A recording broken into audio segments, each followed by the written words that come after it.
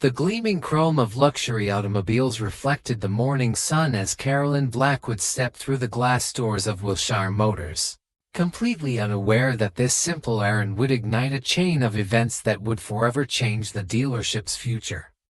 Dressed in comfortable jeans and a gray polo shirt, her long hair pulled back in a simple ponytail, she looked like any other suburban woman running weekend errands. What the sales staff couldn't see was that this unassuming woman was married to one of the city's most powerful real estate moguls, a man whose empire spanned 7 countries, and whose influence could topple businesses with a single phone call.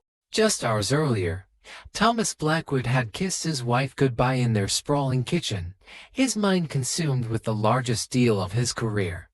40 million square feet of Singapore development rights hung in the balance, the culmination of 3 grueling years of negotiations. As he gathered his meticulously prepared documents, Carolyn had smiled knowingly. "Go close your deal, Mr. Big Shot," she teased, squeezing his hand. "I'll just be looking at cars. What could go wrong?" Neither of them could have imagined how prophetic those words would prove to be. The Blackwood name commanded respect in boardrooms from New York to Tokyo, but Thomas had always operated from the shadows. Unlike his publicity-seeking contemporaries, he preferred substance over spectacle, results over recognition. His father had taught him that people would respect the name on the building, but they would trust the man behind the name. That morning, as he guided Singapore investors through presentations that would reshape the city's waterfront, Thomas embodied that philosophy completely. He was methodical, brilliant, and utterly focused on the task at hand until his phone began buzzing with an unknown number. Meanwhile, at Wilshire Motors, Carolyn wandered the pristine showroom floor with genuine enthusiasm. She'd been driving the same reliable sedan for 5 years, and with Thomas's latest ventures proving successful, she thought it might be time for an upgrade. The German luxury sedan in the corner caught her eye immediately. Sleek lines, advanced safety features, everything she'd discussed with Thomas over morning coffee. As she ran her fingers along the vehicle's polished surface, she was already imagining surprising her husband with her choice. That's when Bradley Harrington noticed her. The 50-something sales manager possessed the kind of artificial confidence that comes from years of making snap judgments about people's worth based on their appearance. His expensive watch caught the light as he nudged a younger colleague, nodding toward Carolyn with the knowing smirk of someone who believed he could assess a person's bank account from across a room. In Harrington's world, customers fell into 2 categories: serious buyers and time wasters. Carolyn, in her casual attire, had already been relegated to the latter. "Can I help you find something more in your price range?" Harrington's question dripped with condescension as he approached, his tone suggesting he was doing her a tremendous favor by acknowledging her presence. Carolyn looked up from the sedan's interior, initially confused by his assumption. She explained that she was interested in this particular model, perhaps taking it for a test drive. Harrington's response was swift and cutting. He actually laughed. Not a polite chuckle, but a genuine, mocking laugh that echoed across the showroom floor. "This vehicle starts at $85,000, he announced loudly enough for nearby customers to hear. "Perhaps you'd be more comfortable at our budget lot across town." The words hit Carolyn like a physical blow.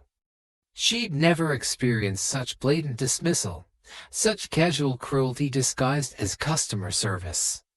When she politely but firmly stated that she was aware of the price and still interested in a test drive, Harrington's demeanor shifted from condescending to hostile. 2 other salesmen materialized as if summoned, forming a triangle around Carolyn in a practiced intimidation technique. They began herding her toward the exit, making loud comments about time wasters and window shoppers for everyone to hear. The other customers in the showroom watched the spectacle with a mixture of embarrassment and morbid curiosity. Some seemed genuinely uncomfortable, while others appeared amused by the drama unfolding before them. The final humiliation came when Harrington placed his hand on Carolyn's back, physically guiding her toward the door. Leaning close enough that only she could hear, he whispered the words that would seal his fate. "We don't serve your kind here. This isn't a charity case lot." Carolyn felt herself shrinking under the weight of his contempt, the eyes of the entire showroom boring into her as she was essentially ejected from the premises. In the chaos of her hasty retreat, Carolyn forgot her phone on the desk where she'd been filling out preliminary paperwork. It was Jenny Martinez, a young saleswoman who'd watched the entire incident with growing horror, who retrieved it and made the call that would change everything. Jenny had worked at Wilshire Motors for 2 years, watching Harrington's pattern of discrimination with increasing disgust. She'd seen him dismiss elderly customers, minorities, and anyone whose appearance didn't meet his arbitrary standards of affluence. When Jenny found Thomas Blackwood's number in Carolyn's emergency contacts, she hesitated for only a moment. Her job was likely forfeit either way for intervening in Harrington's treatment of customers or for failing to support a superior. She chose conscience over career security and dialed the number with trembling fingers. Thomas was in the middle of explaining marina access details to the Singapore investors when his phone buzzed insistently. He'd ignored it twice, but something about the persistence of the unknown caller finally compelled him to excuse himself from the meeting. Standing in the hallway outside Clayton's private dining room, with $40 million in development rights hanging in the balance, Thomas answered a call that would redirect his considerable power toward a very different kind of negotiation. Jenny's voice was hesitant, apologetic, but determined. She quickly explained who she was and why she was calling, her words tumbling over each other in her rush to get the truth out before she lost her nerve. As she described Harrington's treatment of Carolyn, Thomas felt a cold fury building in his chest, not the hot flash of ordinary anger, but something deeper and more dangerous. When Jenny recounted Harrington's final words to his wife, Thomas closed his eyes, his grip tightening on the phone until his knuckles went white. "Where is my wife now?" Thomas asked, his voice dangerously quiet. Jenny explained that Carolyn had left 20 minutes earlier, visibly upset, and that her forgotten phone was how Jenny had been able to reach him. Thomas thanked Jenny for her integrity, assuring her it wouldn't be forgotten, before ending the call and standing motionless in the hallway for several long seconds. The businessman in Thomas knew he should return to the dining room, complete the deal that had consumed 3 years of his life, and handle the personal matter later. But as he stood there processing what Carolyn had endured, he realized that no amount of money, no matter how significant, was worth his wife's dignity. Still, decades of business discipline held him in check. Making a scene now would only complicate matters. This required calculation, not impulse. Thomas straightened his tie, composed his features, and returned to the dining room with a smile that didn't reach his eyes. "My apologies, gentlemen," he said smoothly. "A minor issue with one of our properties." He completed the lunch, signed the preliminary agreement, and celebrated with handshakes and promises of future collaboration. Not a hint of his internal turmoil was visible to the outside world. But inside, Thomas was already formulating a plan that would make Wilshire Motors a case study in the cost of prejudice. The moment the Singapore group departed, Thomas summoned his assistant Rebecca to his office. "Cancel everything for tomorrow," he instructed, "and get me everything you can find on Wilshire Motors. Ownership structure, financial health, any outstanding loans or legal issues." Rebecca, accustomed to Thomas's occasionally cryptic requests, simply nodded and asked if she should look for anything specific. "Problems," Thomas replied, his voice calm but with an edge that made Rebecca glance up from her tablet. Within hours, Thomas had assembled a complete picture of Wilshire Motors' vulnerabilities. The dealership was part of a larger franchise operation owned by Westfield Automotive Partners, a holding company with leveraged debt and several properties that could be acquired through the right combination of financial pressure and strategic maneuvering. More importantly, his investigation revealed that Bradley Harrington had a history: 3 previous discrimination complaints, all quietly settled to avoid publicity. Thomas made a series of phone calls that evening, each conversation adding another piece to his carefully constructed plan. Marcus Chen, his head of security, would provide surveillance and coordinate the actors needed for the next day's performance. Howard Finch, his attorney, confirmed that acquiring the dealership and terminating staff would be legally sound with the right approach. David Wallace, his most trusted investigator, would ensure that Harrington's past indiscretions became public knowledge at precisely the right moment. When Thomas finally arrived home that evening, he found Carolyn in their sunroom, curled up in the oversized chair that overlooked their gardens. She looked smaller somehow, diminished in a way that broke his heart and stoked his fury in equal measure. As she recounted the day's events in detail, Thomas felt each word like a physical blow. His brilliant, confident wife had been made to feel worthless by small-minded people who couldn't see past their own prejudices. "I've never felt so small, so insignificant," Carolyn admitted, her voice breaking slightly.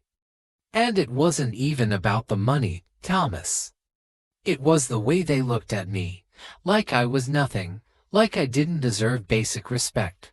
Thomas knelt beside her chair, taking her hands in his, and made a promise that would cost Wilshire Motors dearly tomorrow. "They're going to learn a very expensive lesson in customer service." The next morning, Thomas underwent a transformation that would have impressed any method actor. Gone were the tailored suits and Italian leather shoes, replaced by faded jeans with a strategic tear at the knee, scuffed work boots, and a plain gray sweatshirt that had seen better days. His usually impeccable hair was slightly disheveled, his premium watch swapped for a simple digital timepiece. Looking at himself in the mirror, Thomas saw not the real estate magnate who commanded respect in boardrooms worldwide, but just another average guy who might be stretching his budget to afford a decent car. At precisely 10:15 a.m., Thomas entered Wilshire Motors with the slightly hesitant air of someone intimidated by luxury. He allowed his gaze to wander appreciatively over the most expensive models, purposefully lingering in a way that suggested desire far exceeding means. It took less than a minute for Bradley Harrington to notice him, and Thomas could practically see the sales manager's mental calculations as he assessed this new time-waster. The interaction unfolded exactly as Thomas had predicted, almost word for word matching Carolyn's experience from the day before. Harrington's condescending approach, his casual dismissal, his assumption that Thomas couldn't afford the vehicles he was examining, it was all depressingly familiar. When Thomas asked to test drive the same sedan Carolyn had been interested in, Harrington's response was swift and cutting. "Our test drives require pre-qualification, sir. Proof of income, credit check." As Harrington and his colleagues formed their intimidating triangle around Thomas, the first phase of his plan activated across the showroom. An elderly woman, Mrs. Fontaine, a retired Broadway actress and friend of Carolyn's mother, was being dismissively guided toward economy models despite clearly stating her 6-figure budget. A well-dressed black couple was experiencing similar treatment at the SUV display. The showroom was transforming into a tableau of discrimination, each carefully orchestrated scene revealing the systemic nature of Wilshire Motors' problems. "Look, buddy," Harrington said, dropping all pretense of courtesy, "we both know you're not buying this car. Let's not waste each other's time." When Thomas asked how Harrington could possibly know what he could afford, the sales manager's smile turned cruel. "Let's just say experience. Experience in recognizing time wasters, people who clearly don't belong in an establishment like this." Those words, so perfectly mirroring what Carolyn had endured, were Thomas's cue for Phase 2. Through the glass doors, a news van pulled up, and Louise Gardner entered with her camera crew, press credentials prominently displayed. "We're doing a special report on discriminatory practices in luxury retail," she announced, heading straight for Mrs. Fontaine. "I understand you've experienced some issues today." As the media crew began documenting the various discriminatory interactions occurring throughout the showroom, Harrington turned to Thomas with growing suspicion. "Who are you?" he demanded. Thomas straightened, dropping his hesitant demeanor completely. His posture shifted, his eyes sharpened, and even in his casual clothes, an unmistakable aura of authority emerged. "Someone you should have treated with respect," Thomas replied. "Just like everyone else who walks through your doors." The transformation was subtle yet unmistakable. Though still dressed in worn jeans and a sweatshirt, Thomas now carried himself with the natural command of someone accustomed to being obeyed. From the entrance, Carolyn appeared, elegant in a simple dress that only emphasized her quiet dignity against the chaos unfolding around her. "Yesterday," Thomas continued, his voice pitched to carry across the now silent showroom, "this woman, my wife, came here looking for a particular car. Instead of service, she received humiliation. Instead of respect, she was escorted out." Recognition dawned on Harrington's face like a slow-motion car crash. "Look, there must be some misunderstanding," he stammered, but Thomas was already continuing with the inexorable force of an avalanche. "There's no misunderstanding," Thomas interrupted. "It's all on camera. Every word, every dismissive gesture." On cue, Marcus appeared with a tablet displaying footage from yesterday. Harrington's sneering face, his hand on Carolyn's back, pushing her toward the exit, his whispered insults captured by sophisticated surveillance equipment. "My name is Thomas Blackwood," he announced to the stunned showroom. "My company just acquired Westfield Automotive Partners, your parent company, as of 9 o'clock this morning." The silence that followed was absolute, broken only by the whir of news cameras capturing every moment. "Effectively," Thomas continued, "I'm your new boss. Or I would be, if you still had a job here." Harrington's face crumpled as the full implications hit him. "You can't just," he began, but Thomas cut him off with a gesture that brooked no argument. "I can. I have. It's done." Thomas turned to address the entire sales floor. "As for the rest of you, Jenny Martinez will be your new sales manager, effective immediately. Those who wish to remain employed will undergo mandatory sensitivity training. Those who don't," he gestured toward the door, and the message couldn't have been clearer. The aftermath was swift and comprehensive. Within hours, news of the dramatic confrontation had spread throughout the automotive industry and beyond. Social media exploded with praise for Thomas's unconventional approach to corporate justice, while Harrington found himself unemployable at any reputable dealership. The discrimination complaints from his past suddenly became public knowledge, and his reputation in the industry was permanently destroyed. But Thomas's response went far beyond simply punishing the guilty. Over the following weeks, he implemented sweeping changes across all Westfield Automotive properties. Jenny Martinez, promoted to regional manager, instituted blind application processes for sales positions. A scholarship fund was established for minority students pursuing business degrees. Sensitivity training became mandatory for all customer-facing employees, and anonymous reporting systems were put in place to prevent future discrimination. 1 week later, Thomas and Carolyn sat on their terrace, enjoying the warm evening air as they read about the initiative in the Wall Street Journal. "You've started something bigger than just firing one prejudiced manager," Carolyn observed, sipping her tea. Thomas nodded thoughtfully. "Jenny called this morning.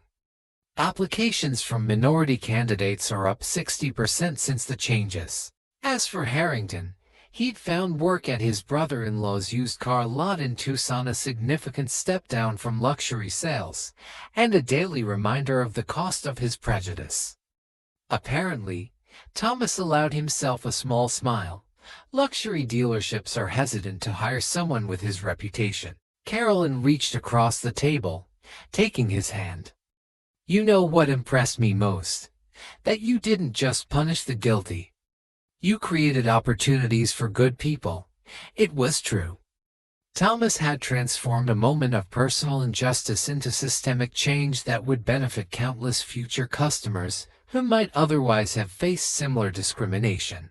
I kept thinking about what my father always said, Thomas admitted, gazing out at their garden where twilight shadows lengthened across the manicured lawn. Success isn't measured by what you accumulate, but by what you give back. When I saw how they treated you, someone I love, it made me realize how many others face that same prejudice, everyday people without the resources to fight back. So you fought for them too, Carolyn finished, understanding completely why she'd fallen in love with this man who wielded his power not for personal gain, but for justice. They sat in comfortable silence, hands intertwined, until Carolyn spoke again with characteristic humor. I finally picked a car, by the way. Thomas raised an eyebrow with mock surprise. From our dealership, I hope. Carolyn smiled mischievously. Of course. Jenny was very helpful, though I suspect the owner might have given me a discount. Thomas laughed, pulling her close as the stars began to appear in the darkening sky.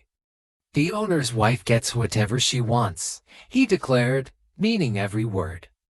In the distance, the lights of the city twinkled like earthbound constellations, each one representing lives that might be touched by the changes they'd initiated. In the end, it wasn't about wealth or power, though both had been necessary tools. It was about dignity, ensuring that everyone received the respect they deserved, regardless of how they dressed or what they drove. Some lessons, Thomas reflected as he held his wife close, were worth every penny. And sometimes, justice wore the most unexpected clothing of all.